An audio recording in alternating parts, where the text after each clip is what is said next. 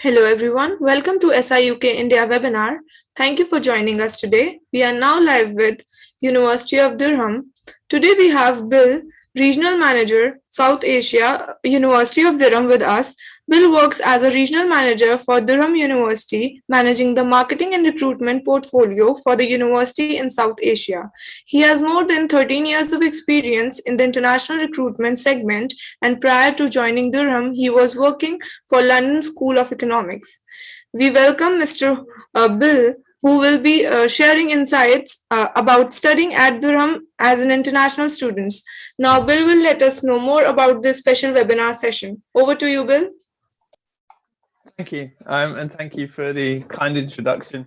Everyone who's joining us today, and particularly those of us who tried to join us last week. So I'm really glad you're back, and there's so many of you here. So the outline of my session today is to give you a bit of an overview and an introduction to Durham University. Sorry to disturb, Bill. Just one thing to all the viewers, please feel free to post all the questions in the chat box on the right. We'll answer all the questions after the presentation is over. So over to you again, Bill. Thank you.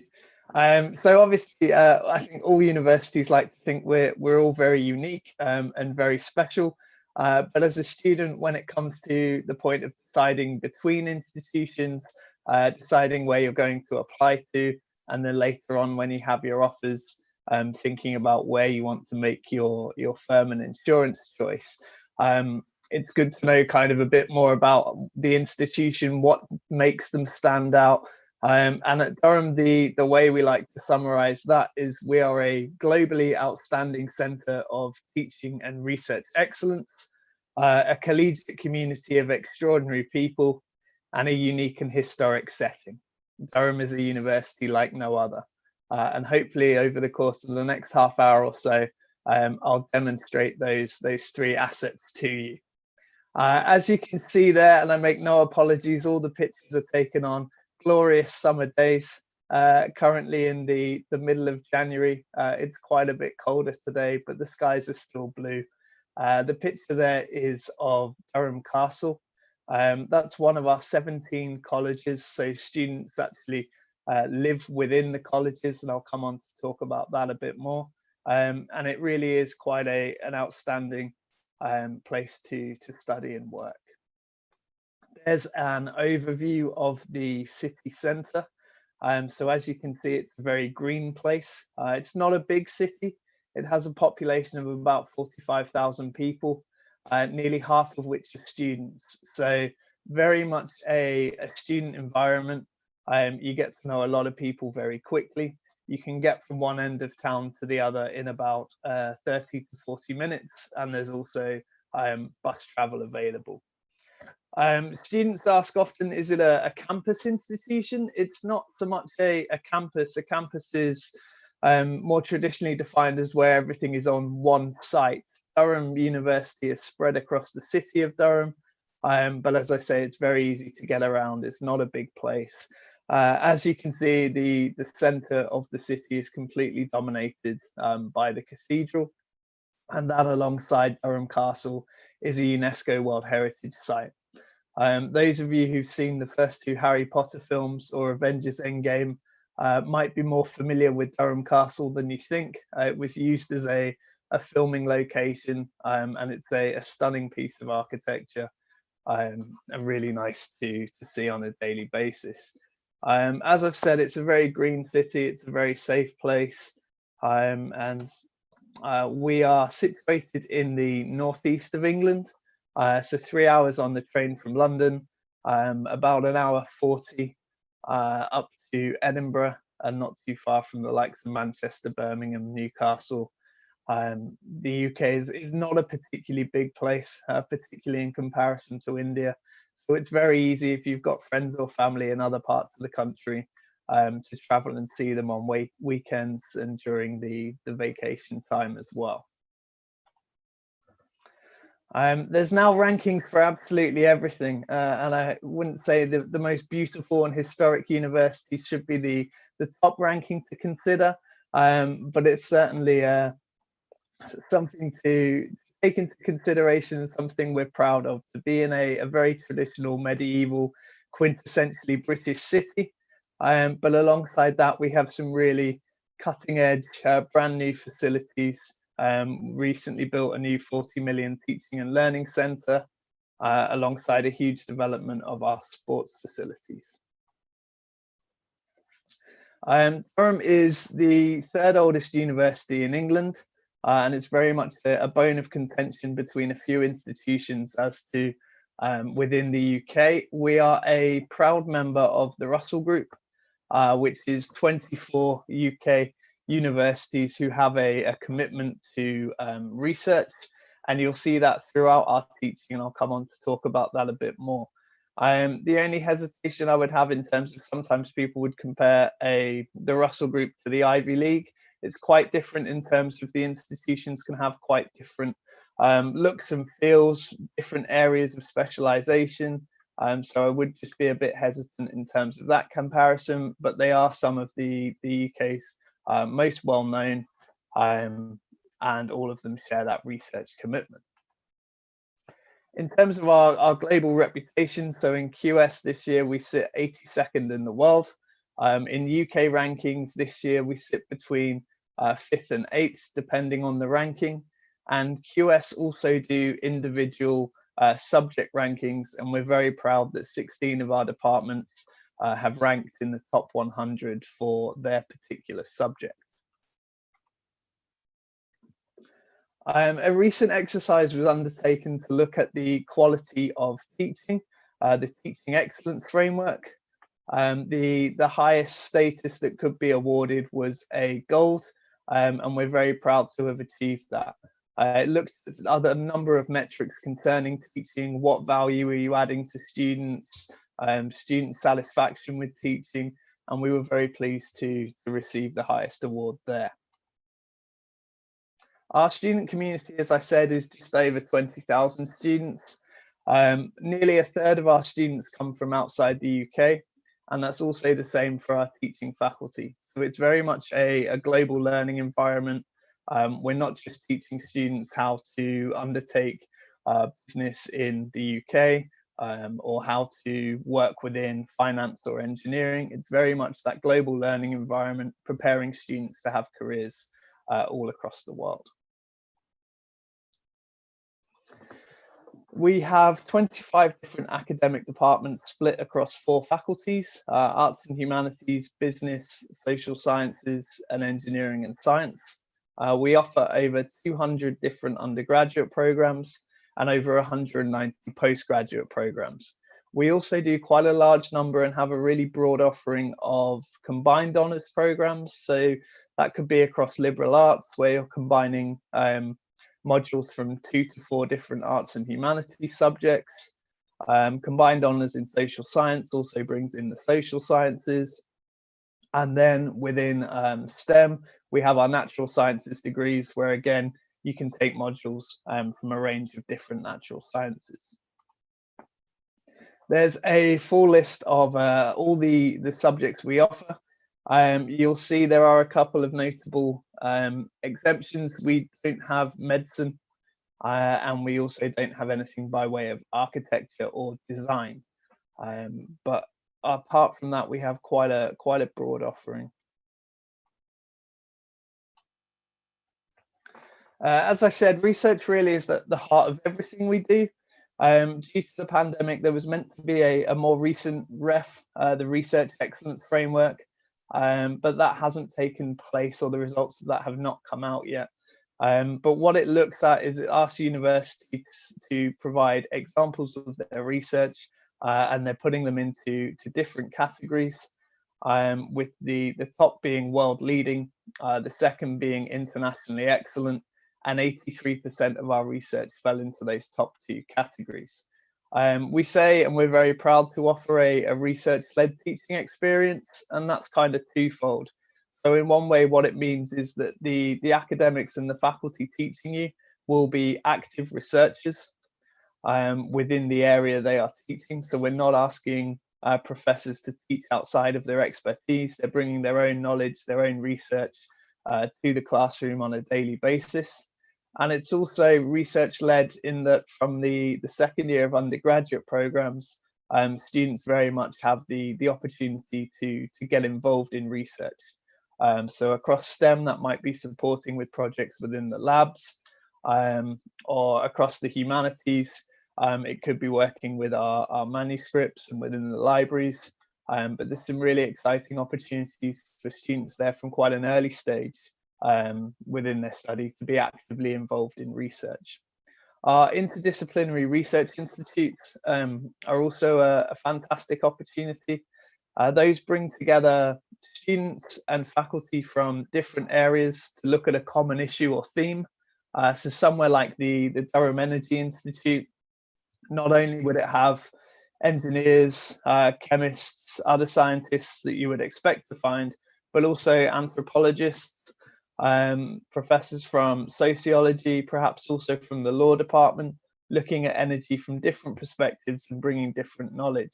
And that can really help advance and take subjects forward. One example is within our Institute of Medieval and Early Modern Studies, a group of historians were looking to age a manuscript, and in the margins of the manuscript there was like a lunar calendar, so they'd recorded the stages of the moon.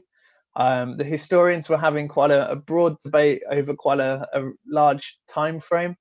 One of our physicists took a copy off to the corner, did some calculations for about 30 minutes, came back and said, I can narrow down the time window to a much smaller period. So I think without his input and knowledge, the historians could have been there a while longer.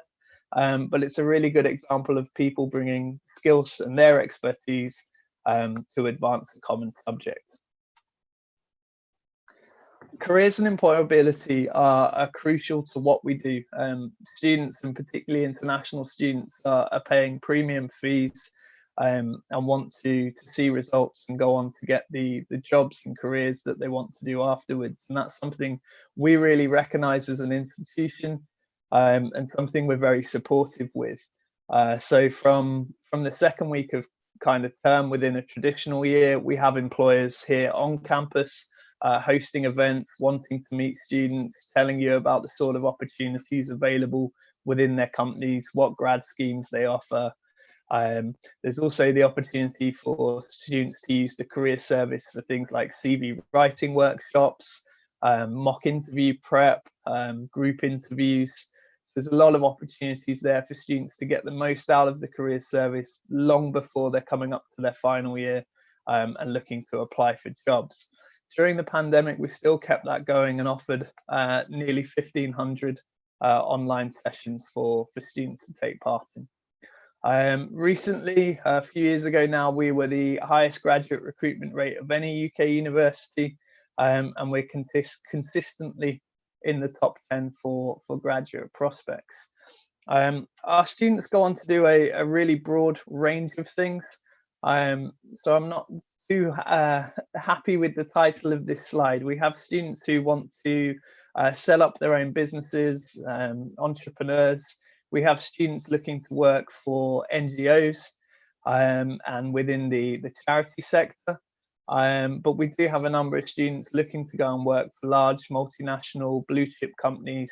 And this list here contains organisations where we're placing students on an annual basis.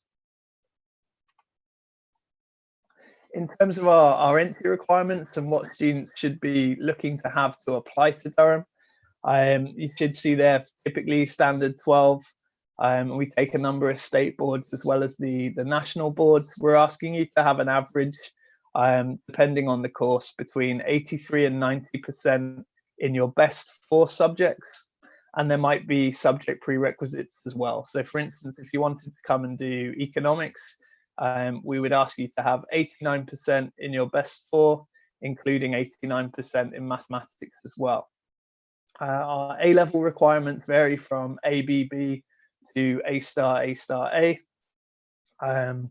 IB 34 to 38 points. And again, there might be prerequisites of 6, 6, 7 in your HL subjects to include, say, if you wanted to do engineering, to include maths and physics. And then for students looking to apply for our law program, we also require a LNAT.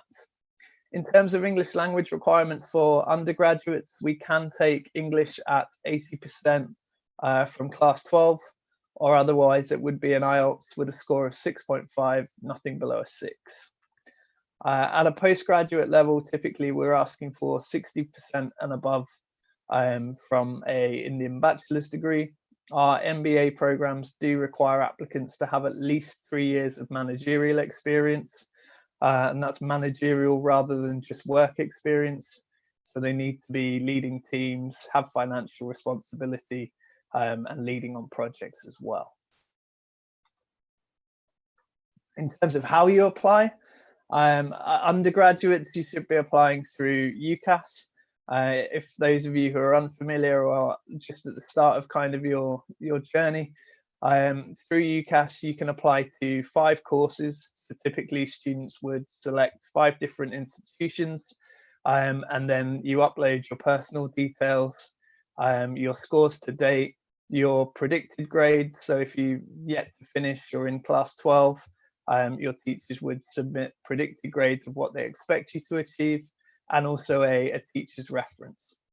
That then goes to all 5 choices, and a large part of it is the personal statement. So the personal statement should be very much focused on the subject, what you want to study, and as it goes to all 5, it's always been my dream to study at Durham, as your other 4 choices wouldn't look too kindly on that.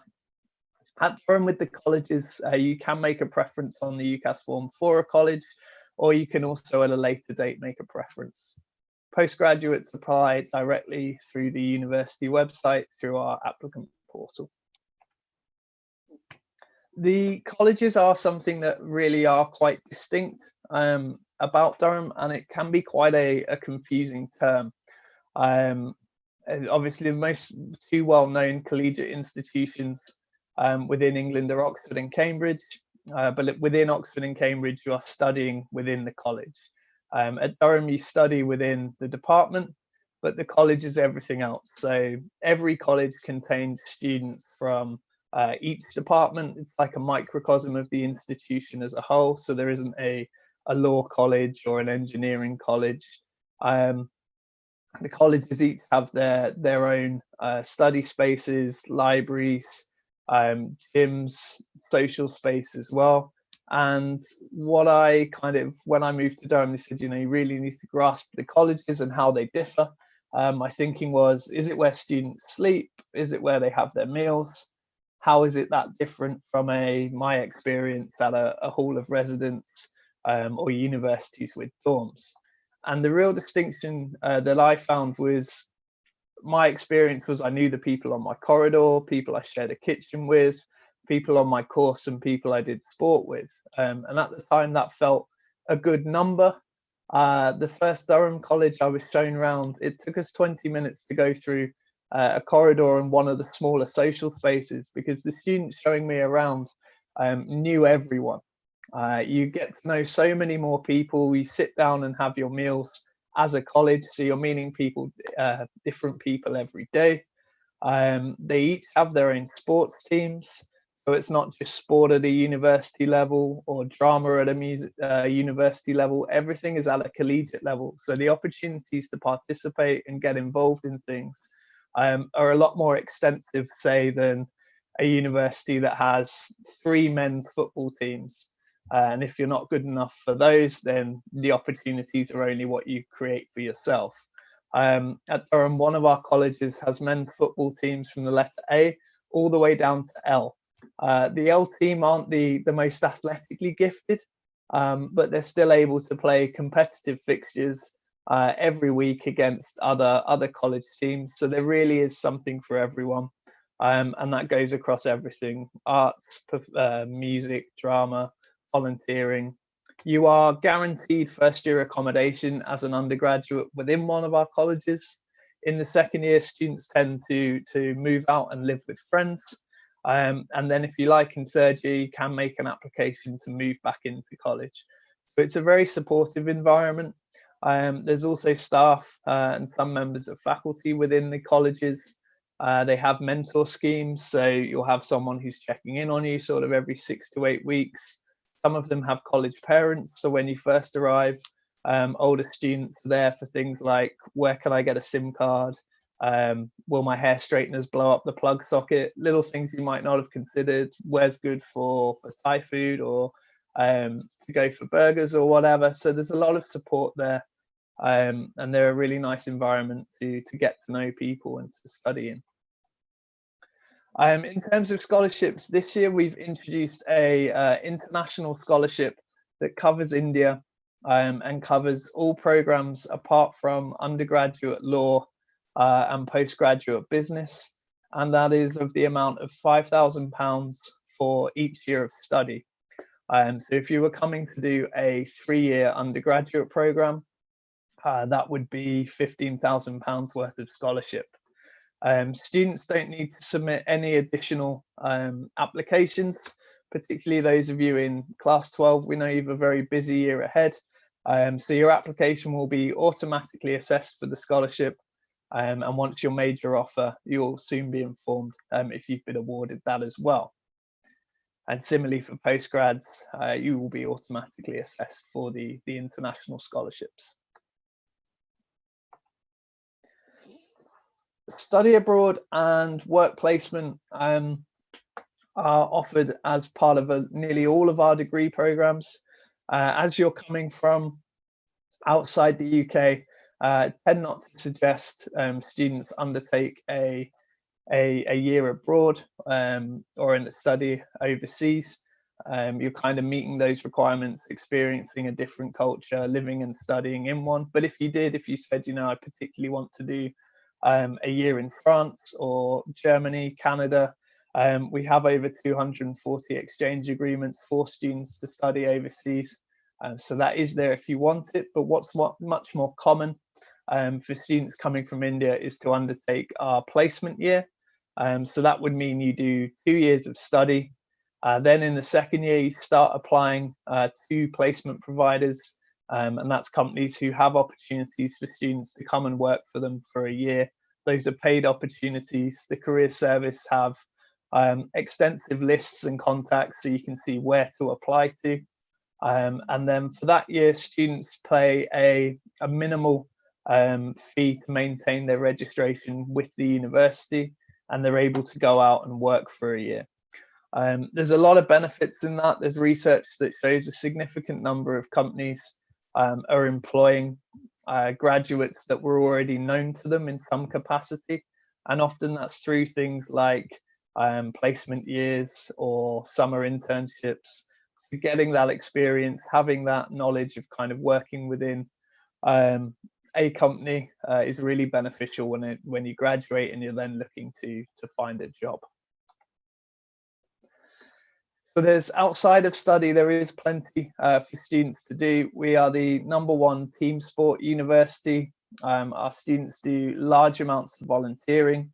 We put on a huge number of productions and musical events, and we have over 200 different student societies within the Students' Union. So the opportunities are endless for students to continue pursuing your passions and interests outside of your studies. In terms of support services, I think there's everything there that you would expect to see. Tutoring and learning support can be really helpful for those coming from different curriculums. There is a step up between high school and university, getting used to what we're looking for in terms of how you're writing essays, how you're referencing. They're there to really help you get an understanding of that early on. Family support does not mean bringing mum and dad. That's for our older students who are looking to bring any dependents and spouses. So hopefully that's a quick introduction to Durham University. The contact details are up there for one of our international offices within country, and now I'd be very happy to answer any questions.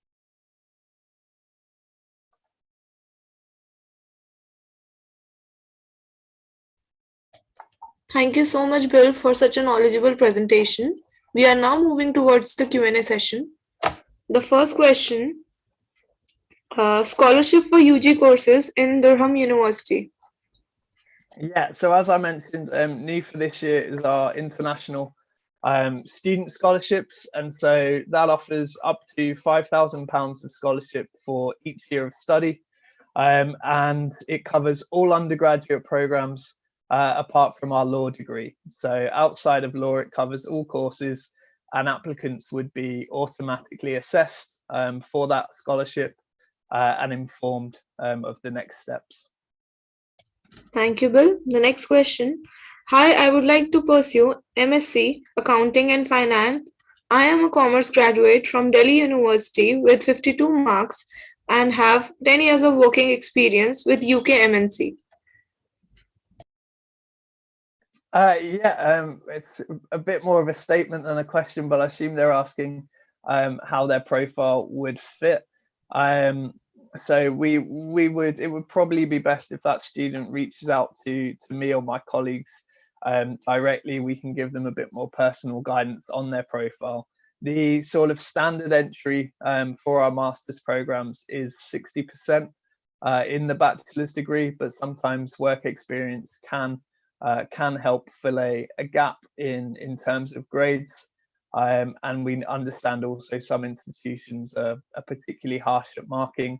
So I would recommend they reach out to the team and we can give them more personal guidance. Thank you, Bill. The next question. When will the new business school come into use? So I mean the business school has a fantastic site at the moment that covers kind of management and marketing, accounting and finance, entrepreneurship. They were looking at moving to a new site and a further expansion, and I think those plans are currently ongoing. But I have to say I don't know when they intend to move in and when it will be completed. I think it will be another year or two at least. Thank you, Bill. The next question. Which place would be better for Masters in Science, UK or Canada? So that's quite a broad question there. I think what a lot of individuals take into account when looking at study destinations like Canada or Australia, New Zealand is the immigration possibilities. And historically, it's always been a lot easier. Years of study are able to count towards residency.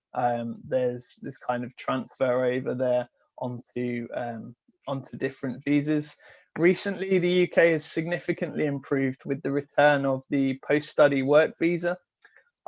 So all international students now, if they successfully complete their degree, can move on to a 2-year graduate route visa that enables you to stay in the UK and to look for and to work for up to 2 years. And there's been recent articles in the media about ongoing discussions between India and the UK about potential extensions and other possibilities there. In terms of sort of program quality, obviously there's outstanding institutions across both Canada and the UK. So when you're looking at a master's level, I would really focus more on the department, the rankings of the department, where their research specializes, and aligning that with what you want to do. And even if you're not thinking to go into research, just because of the opportunities you'd have, align it with perhaps areas you think you might want to work within. It would give you obviously the best experience and the most relevant experience, rather than say going to what's ranked overall the best institution, but their chemistry department might be completely unaligned with what you want to do personally. So really do look at more of a departmental level and at their particular research profile. Thank you, Bill. The next question. Durham has single MBA full-time college or multiple colleges offer MBA full-time course. Please name them. Yeah, so as I kind of touched on with the colleges, the study is within the department. So if you come and study on the MBA, you'd be studying within the business school, and each of the 17 colleges would contain MBA students. So there isn't an MBA college. The MBA is within the business school, and you could be a member of any of those 17 colleges and live alongside students from all different disciplines and from all across the world. Some people are more location focused, so if you wanted to be as near as possible to the business school, perhaps somewhere like Euston College, which is our college solely for postgraduate students. So all of the others are a mix of undergrad and postgrad. Euston is solely postgrad and is very close. Also nearby would be St Aidan's College, Van Mildert, Collingwood College. So there's a lot of choice there. Thank you, Bill. The next question. Hello there, hope everything is well. Do you provide a master's course in fashion design? Sadly not. We have nothing by way of design, so we don't have any fashion programs, unfortunately. Thank you, Bill. The next question. I completed my graduation electrical engineering in 2015. Can I apply for master's for September 2022 intake? Yeah, there's no issues at all with students who have had a study gap, whether that be because they've been working, or if people have had family commitments. As long as they meet the academic entry requirements, you've got a strong personal statement as to what you want to go on and do next, we would welcome an application from you. Thanks, Bill. The next question, student is asking about the scholarships and internships. Yeah, so scholarships I've covered. I think the most extensive one that is being offered by the university. There are external ones, but internally our international scholarship of up to £5,000 for each year of study is there, and you'll be automatically assessed for that scholarship. In terms of placements on undergraduate programs, you can choose to do a year-long placement, so you'd make your 3-year degree into a 4-year program, and that is a year of paid work experience. For master's students, some would choose to do their dissertation in industry, so you would spend 12 weeks with a company, and the focus of your research project would be a practical issue that the company is currently facing. So it would be used by them. You would spend that 12 weeks in the company, and then what you've written would also be assessed as your dissertation. A lot of our students kind of maybe think a year is perhaps too long, so would do a summer internship after the 2nd year of undergraduate study. Thanks, Bill. The next question. Do you only accept IELTS, or is there any other English test you accept, like Duolingo or any other examination? Yeah, so if you search for our English language requirements, you'll see the full list that we take. So we take TOEFL, Pearson, Duolingo is one of the few that we don't accept, but we do take a large number of different English language tests. Thanks, Bill. The next question. What is the deadline for September intake? Are the classes going on to be face-to-face? Yeah, so the deadlines slightly differ for undergraduates and postgraduates. For undergrads, the equal consideration deadline is the 26th of January. And what that means is universities have to consider all applications that they receive by that date. After that date, we are then able to close courses, and particularly with what's happened over the last 2 years, we've received large numbers of applications then due to kind of how school's been conducted and examinations. More students than usual have been achieving the top grades. So this year there is universities are looking very closely at the number of offers they make. So to ensure you are being considered, and your undergraduate application courses are still open, I would really encourage students to apply before the January deadline. If you don't, then you still do have up until sort of late May, June, if the university still has places available. Postgraduate applications are open really until sort of late August. But again, courses can close once they're full. So undergrads, I'm encouraging to submit their application before the 26th of January. Postgraduates, there are some first come sort of ongoing scholarships that are being given out throughout the whole cycle. So to give yourself a chance of those, I would encourage students to apply really before the end of April. Thanks, Bill. The next question. Should we apply for the scholarship separately or is it considered automatically? Yeah, the international scholarship and also our business school scholarships for postgraduates are all automatically considered. So students don't need to do anything extra there. Thanks, Bill. The next question. What is the deadline for September 2022 intake? Yeah, I think I've kind of already covered that with suggesting undergrads apply by the 26th of January. And postgraduate students look to apply really before the end of April, May. Thanks, Bill. The next question. Hi, team. I am a chartered accountant with nearly 6 years of experience and looking forward to pursue my MSc Finance and Accounting, seeking guidance and application requirement. Yeah, so we would be looking for you to have 60% and above in your bachelor's degree.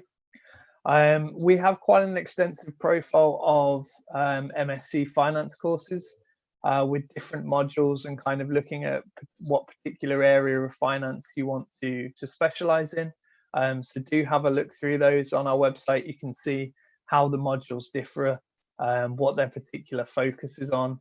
And so, yeah, IELTS, we need a score of 7, nothing below 6.5. And a strong personal statement and 2 academic references. Thanks, Bill. The next question. Sir, are we supposed to give LNAT exam to be a part of your university for law course? Yeah. That's correct, yes. For the undergraduate law program, we do need applicants to supply their LNAT. You can apply and then upload your LNAT at a later date if you haven't undertaken it yet. But you won't receive a response from us until you have provided your LNAT score. Thanks, Bill. The next question. Can I get both Commonwealth and international scholarships? No. So the international student scholarship, a condition of that is that you haven't already been awarded a scholarship. So Commonwealth is a much larger external scholarship. So if you were coming with Commonwealth, you wouldn't be eligible for the university scholarships. The next question is from the same student who have 6 years of experience in chartered accountant field. So she's asking, I need to understand if I'll be eligible for scholarship being a qualified chartered accountant. Yeah, so the professional experience would make no difference. You'd still be considered for the business school scholarships. So the accounting and finance programs come under the business school. They offer their own scholarships, which usually are up to, I think, about £7,500, £8,000. And that's different to the international student scholarship, and they would be assessed automatically for the business school scholarships.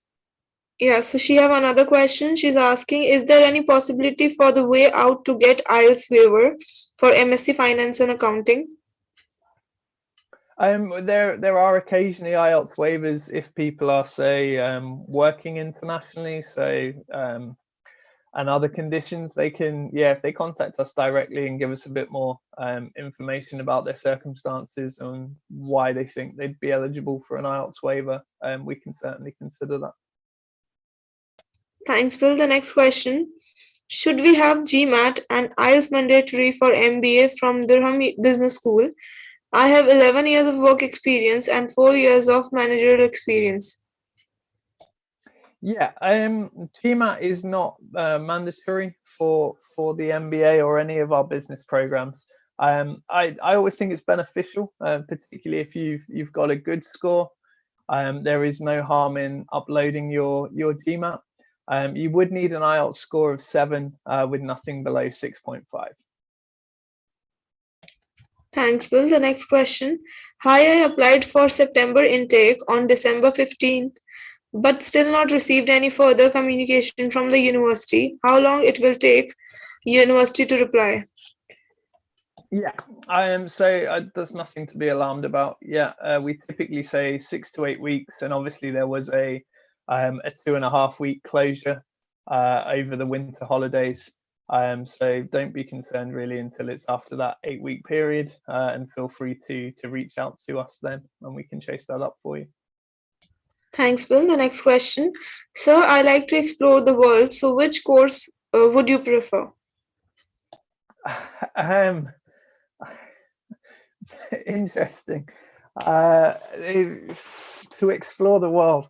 I mean, obviously, there's a lot of programs where you can include a year abroad as part of your study.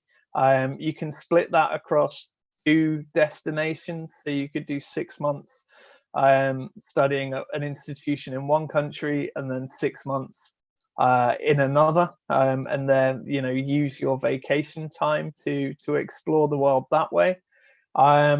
In terms of, if you mean kind of what sort of disciplines would open up global careers, I think that's very broad. There's a lot now.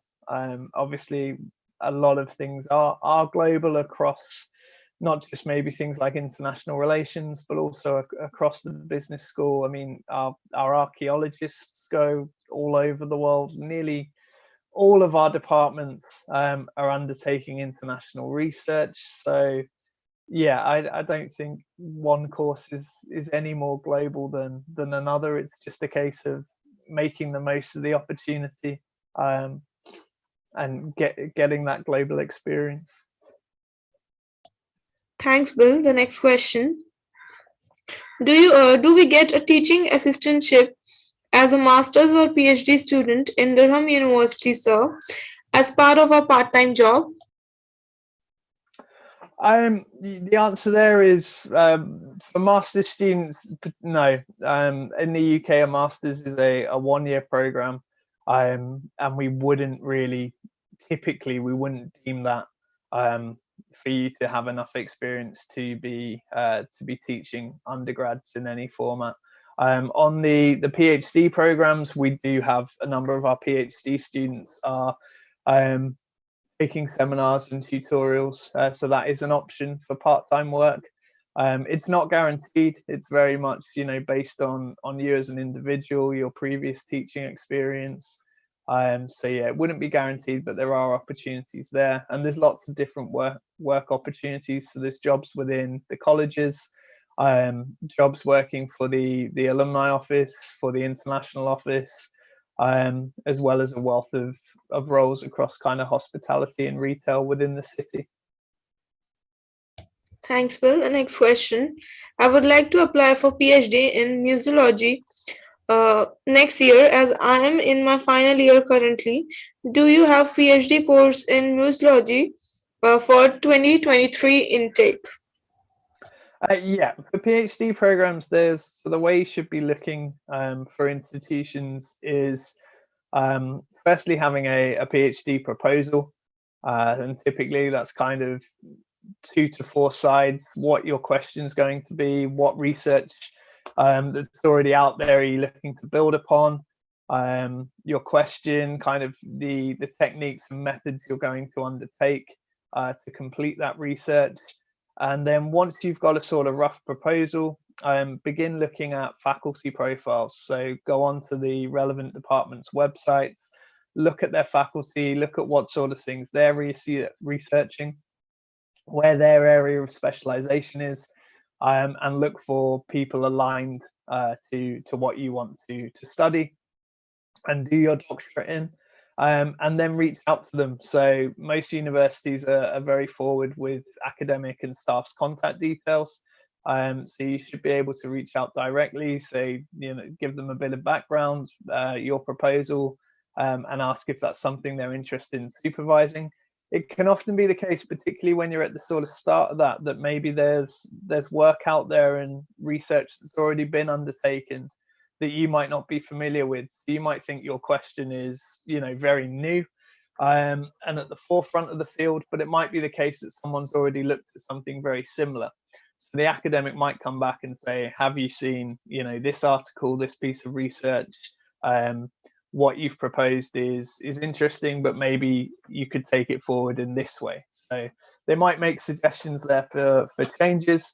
If you've got something that they absolutely love and they've got space to supervise more students, then they might say, this is great, we'd encourage you to submit an application. But to go through, it's quite a lengthy process, but you're about to undertake a 3-year research degree. So the process of finding a relevant supervisor shouldn't be too challenging.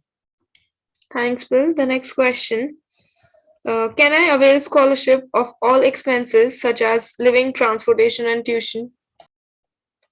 Yeah, sadly, at Durham, we have nothing of that scale, and it's quite rare within the UK as a whole for there to be full living costs and tuition scholarships. So no, we don't have any of those. Thanks, Bill. The next question. Hi, if I've received conditional offer from the university, what will be the time frame university provided to submit GMAT or IELTS score? Yeah, so that sounds like it's a postgraduate conditional offer. Usually, unless they put a deadline on there, which for some of the more popular courses they can do. You can always go back if you can't book an IELTS for a certain number of weeks or till after the deadline. Do feel free to get in contact with them and say, my IELTS is booked for this date, please can you extend my conditional offer? But otherwise you normally have until the end of the academic year. Thanks, Bill. The next question is from the same student who would like to explore the world. So he's asking which course you would prefer from medical field. Is there any courses from your university? Yeah, we don't have a school of medicine, so Durham might not be the best place to start there. We have the programs within biological sciences, but we don't offer any medicine degrees. I have covered all the questions from the chat box. Many thanks for answering all the questions so well. We are now moving towards the end of this seminar. I would request if you have anything else you would like to put forward for the audience who are watching us live right now. Yeah, nothing else from my end really. Do feel free to look on our website for the full details of entry requirements and the scholarships, and there are a few individuals we kind of who could do with a bit more personal guidance, so do feel free to reach out to me and the team, and we can set up one-to-ones with anyone and discuss your options. Thank you so much, Bill, for your kind words. To all the audience, if you have any further questions, please feel free to contact our SIUK India offices. We'll be more than happy to help you. In the end, I would thank all of you for your valuable time today.